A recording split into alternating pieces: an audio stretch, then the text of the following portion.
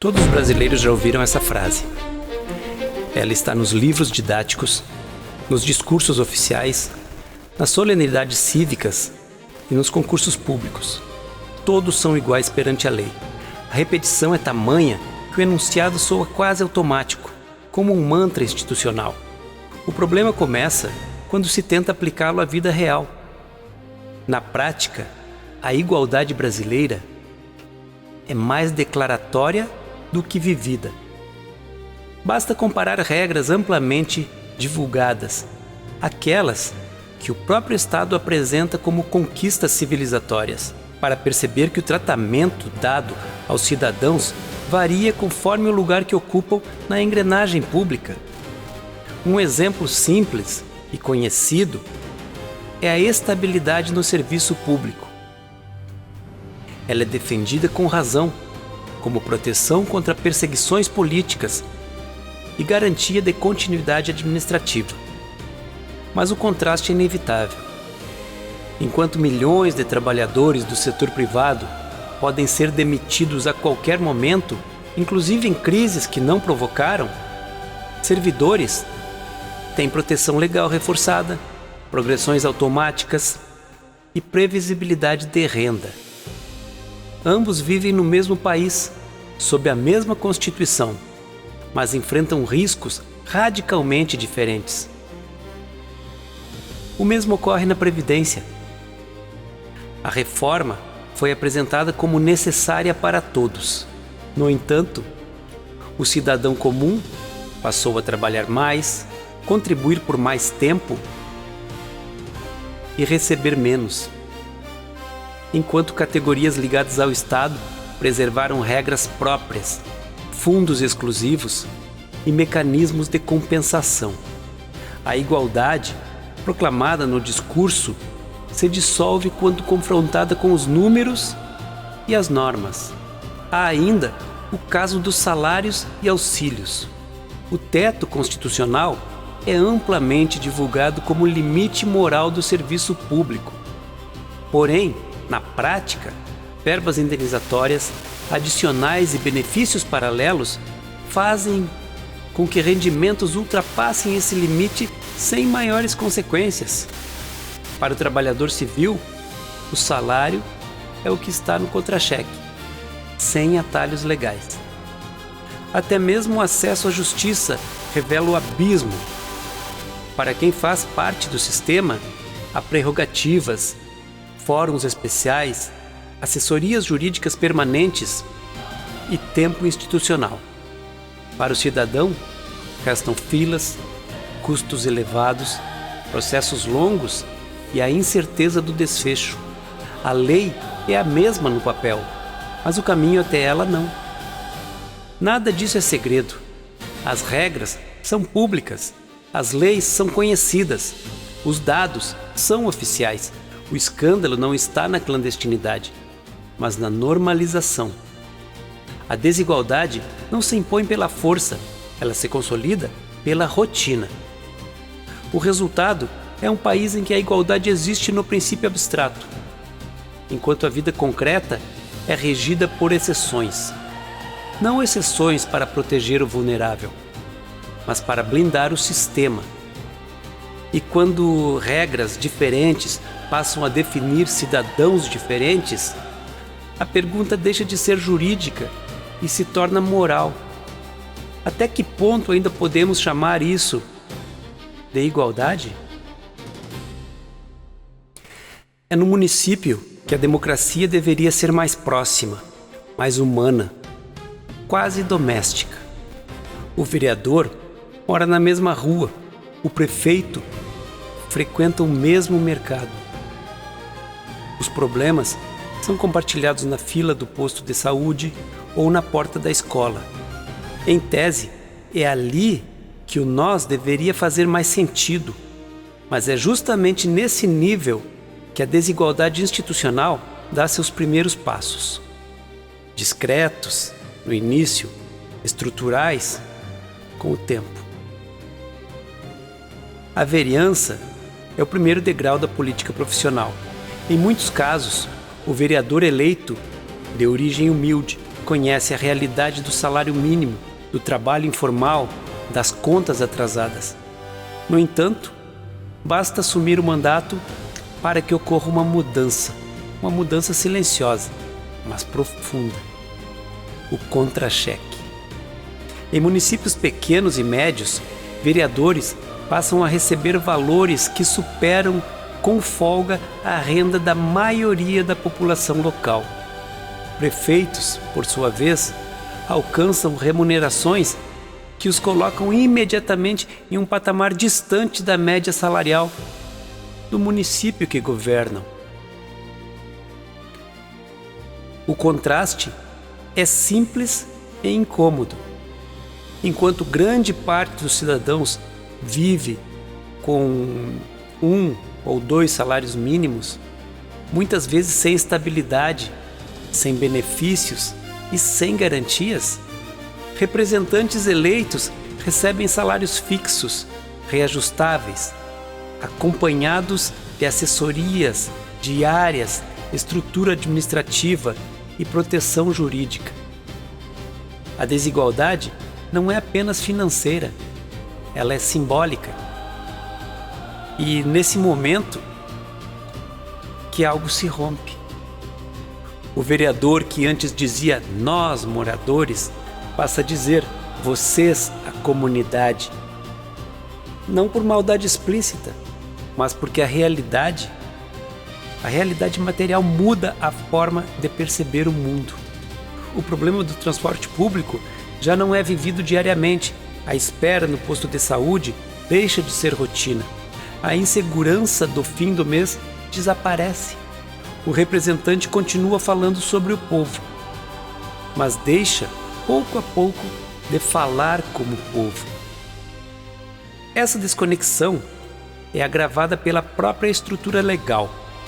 Os salários do Legislativo Municipal são definidos por lei, pagos em dia, protegidos de atrasos e muitas vezes desvinculados da realidade fiscal do município. Já o cidadão comum enfrenta oscilações econômicas, desemprego, informalidade e políticas públicas intermitentes. Ambos vivem no mesmo território, mas sob regras muito diferentes. O mais revelador é que essa desigualdade nasce pequena, quase aceitável. Afinal, é preciso pagar bem para atrair bons representantes. O argumento parece razoável, até que se observa o efeito dele. Ao longo do tempo, a política municipal deixa de ser extensão da comunidade e passa a ser uma porta de entrada para uma nova condição social, a da classe média institucionalizada, sustentada pelo Estado.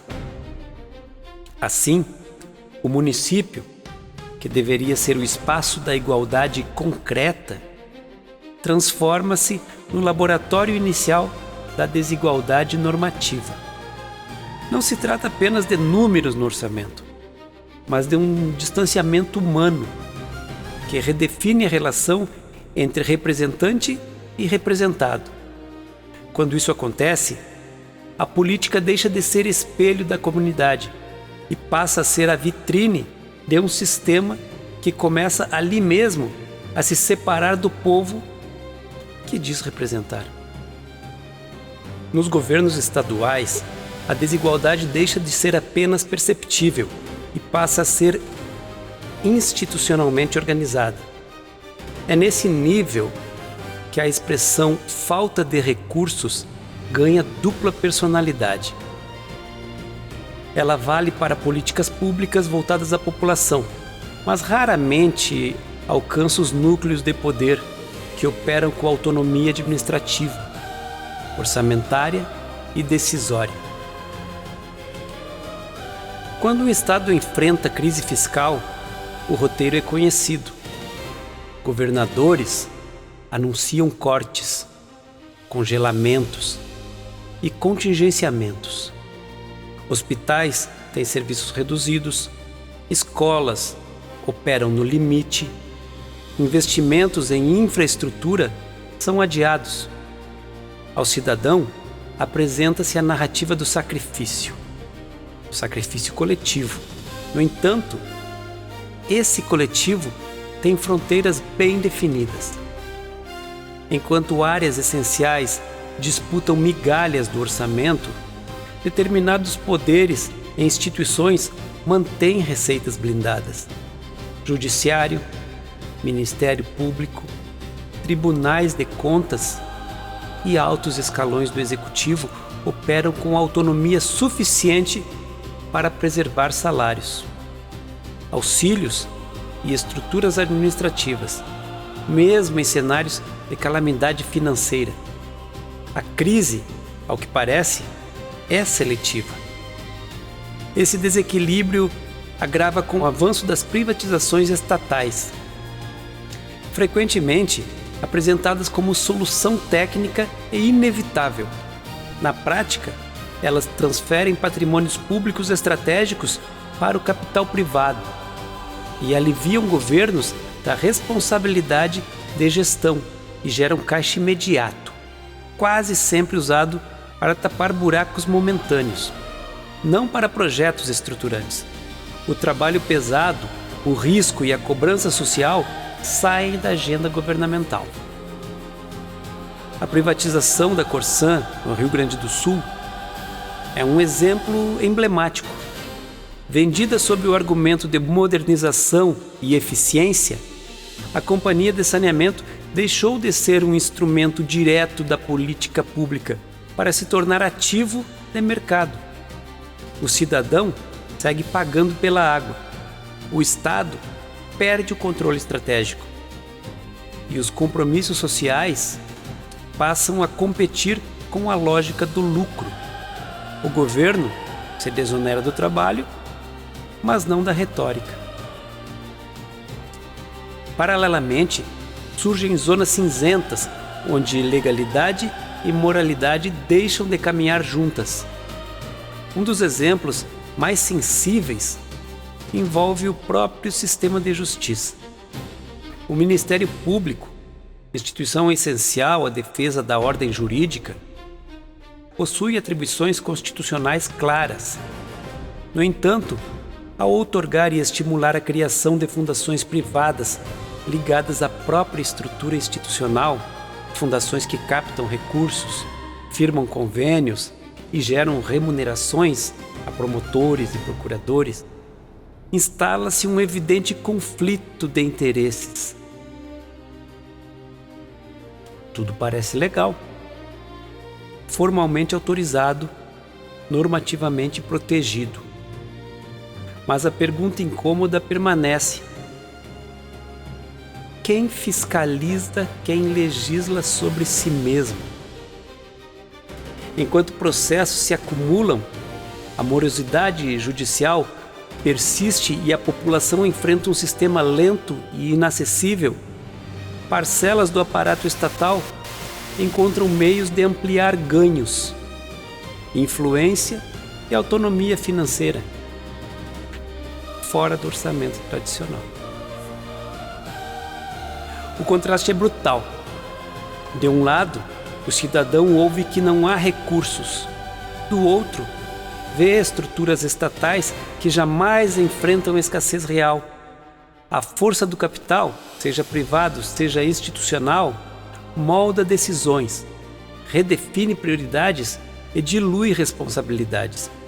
O Estado deixa de ser mediador do interesse público e passa, em muitos momentos, a ser gestor de conveniências. Assim, nos estados, a desigualdade já não é mais um efeito colateral, é método. Autonomia para uns, contingenciamento para outros. E quando o próprio sistema decide onde cortar e onde preservar, a justiça deixa de ser apenas cega, passa a ser seletiva. Mas é no governo federal que a desigualdade deixa de ser apenas consequência e passa a ser engenharia. Aqui, ela não nasce do improviso, mas de escolhas reiteradas, tecnicamente justificadas, juridicamente embaladas e politicamente protegidas. O distanciamento entre o cidadão e o sistema não é um efeito colateral, é um produto. De um lado, estão as políticas voltadas ao funcionamento da máquina pública. Do outro, aquelas destinadas ao povo em geral. Ambas convivem no mesmo orçamento, mas disputam espaços muito diferentes. Enquanto direitos do cidadão são constantemente reavaliados sob o argumento da responsabilidade fiscal, as estruturas do Estado seguem sendo preservadas, ampliadas e blindadas. O orçamento federal gira em torno de 5 trilhões de reais.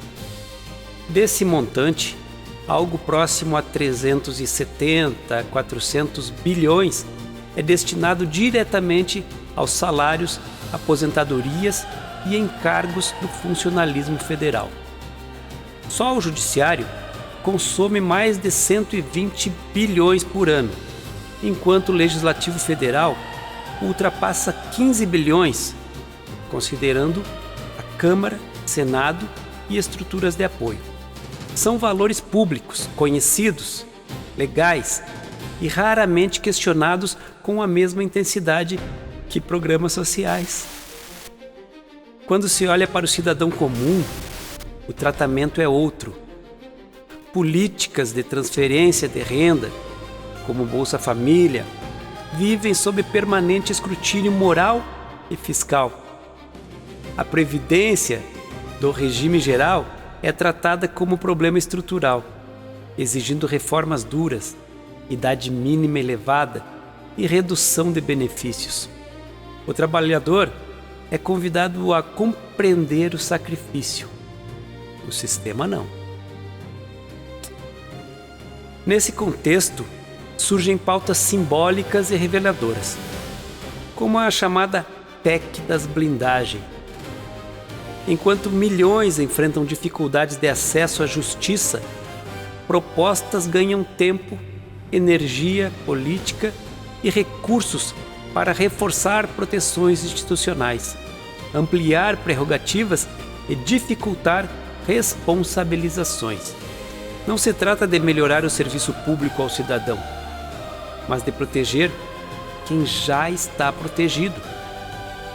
O paradoxo é evidente. O Estado diz não ter recursos para políticas universais robustas. Mas nunca parece faltar orçamento para manter uma estrutura inchada, altamente especializada e distante da realidade social. A máquina pública cresce, se complexifica e se autojustifica. Cada nova função gera novos cargos. Cada novo cargo reforça a lógica do sistema. Essa engenharia legal cria dois mundos. Em um, o cidadão lida com políticas condicionadas, temporárias e revisáveis. No outro, o sistema opera com estabilidade, previsibilidade e proteção normativa. Ambos financiados pelo mesmo contribuinte. Mas apenas um usufrui de segurança permanente. Nada disso é ilegal. Esse é justamente o ponto mais desconfortável. A desigualdade federal não se impõe pela arbitrariedade, mas pela legalidade. Excessivamente bem desenhada, né? Leis, emendas e interpretações constroem um Estado que se distancia do povo sem romper formalmente com a Constituição, apenas esvaziando seu espírito. Quando o tempo do Congresso, o dinheiro público e a energia institucional são usados prioritariamente para reforçar as fronteiras entre governantes e governados, a democracia perde densidade. O cidadão deixa de ser o centro da política e passa a ser o seu financiador silencioso. No plano federal, a desigualdade não é acidente histórico, é projeto contínuo. Uma engenharia precisa, eficiente e cara, paga por todos, usufruída por poucos. A Constituição brasileira promete igualdade, mas o cotidiano institucional entrega exceções. Entre o texto e a prática, formou-se um espaço silencioso, onde a lei continua válida no papel, mas perde coerência na vida real. É nesse intervalo que nasce o contrassenso constitucional. Um Estado que afirma tratar todos de forma igual, enquanto constrói regras profundamente desiguais. O exemplo mais simbólico está no sistema de punições. Quando um juiz comete uma infração grave, inclusive crimes, a sanção máxima, em muitos casos, é a aposentadoria compulsória, com vencimentos proporcionais. Trata-se de uma punição que preserva a renda, status e proteção institucional. Já o trabalhador comum, que não cometeu crime algum, precisa lutar cada vez mais para se aposentar. Trabalha mais tempo, contribui por mais anos e recebe menos. A mensagem implícita é desconcertante. Para alguns, errar não retira direitos. Para outros, viver honestamente não garante segurança. Esse contraste não é exceção. Ele se repete em diferentes áreas do Estado. O servidor de alto escalão tem estabilidade, progressões automáticas, previdência diferenciada e defesa institucional. O cidadão enfrenta mercado instável, direitos flexibilizados e políticas públicas temporárias. Ambos estão sob a mesma Constituição, mas não sob as mesmas consequências.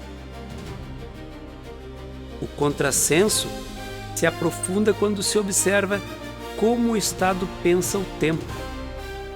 Para si mesmo, ele legisla com visão de longo prazo, cria carreiras sólidas, fundos próprios, garantias previdenciárias e mecanismos de autoproteção que atravessam governos, crises e mudanças econômicas. Para o povo, governa com visão de mandato. Programas sociais são revistos a cada eleição. Direitos são negociados conforme o humor fiscal e políticas públicas dependem da conjuntura política do momento. Essa assimetria temporal é talvez a mais cruel. O sistema se planeja para décadas. O cidadão é administrado por ciclos curtos. O Estado se garante no futuro. O povo sobrevive no presente. A Constituição, nesse cenário, deixa de ser um pacto comum e passa a funcionar como um guarda-chuva seletivo. Protege mais quem já está abrigado e oferece pouca cobertura a quem enfrenta a tempestade. A igualdade permanece como princípio retórico, enquanto a desigualdade se consolida como prática administrativa. Não se trata de negar a importância das instituições, nem de defender a precarização do serviço público. O problema surge quando a proteção institucional deixa de ser meio e se torna o fim. Quando o Estado passa a existir prioritariamente para garantir a si mesmo e não para equilibrar as condições de vida de quem o sustenta. O contrassenso constitucional não grita, ele se normaliza. Está nas leis que quase ninguém lê, nas decisões que raramente ganham manchetes. nos privilégios justificados como técnica.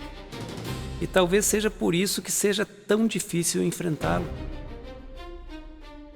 Enquanto esse modelo persistir, a igualdade seguirá sendo o ideal distante. E a Constituição, embora intacta em sua forma, continuará sendo contradita em sua essência por um Estado que pensa grande para si e governa pequeno para o povo. À primeira vista, o Brasil é um só. Uma bandeira, um hino, uma Constituição. Os símbolos são compartilhados e a narrativa oficial insiste na ideia de unidade nacional.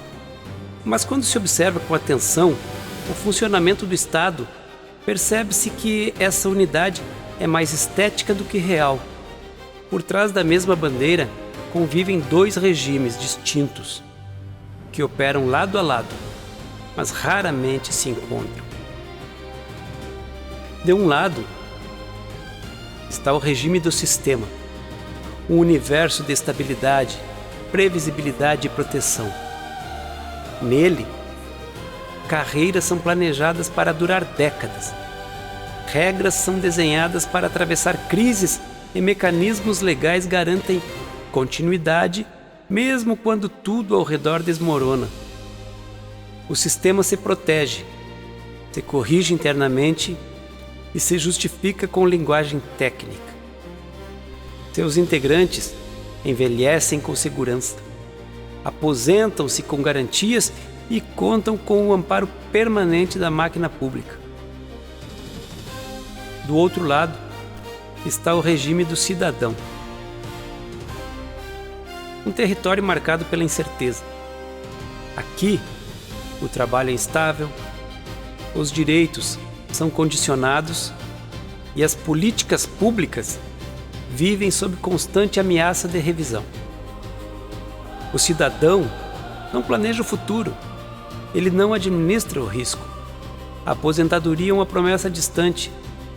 A saúde é um serviço disputado e a educação, embora essencial, não assegura mobilidade social como antes. O futuro é curto e o presente é pesado. Esses dois regimes coexistem no mesmo país, financiados pela mesma sociedade. O paradoxo é que quem sustenta ambos raramente faz parte do regime protegido. O cidadão paga impostos, cumpre regras e acredita na legalidade, mas permanece do lado de fora das garantias estruturais. Ele observa o funcionamento do sistema sem realmente participar dele. A relação entre esses mundos se assemelha a um vidro espelhado. De um lado, o sistema enxerga apenas o próprio reflexo, debate suas prerrogativas, aperfeiçoa suas proteções, ajusta suas regras internas. Do outro lado, o cidadão vê o sistema em funcionamento, opaco, distante, inalcançável. Ele não é refletido ali, é apenas observado, mensurado e administrado. Essa divisão produz uma sociedade unilateral, onde prosperidade e miséria não se enfrentam, apenas coexistem em trilhas paralelas. A prosperidade institucional cresce blindada, enquanto a miséria social se adapta, se acomoda e se normaliza. Não há confronto direto, mas há exclusão silenciosa. O mais inquietante é que essa arquitetura não precisa de autoritarismo para se manter. Ela opera dentro da legalidade, sob o manto da Constituição e com o respaldo de procedimentos formais.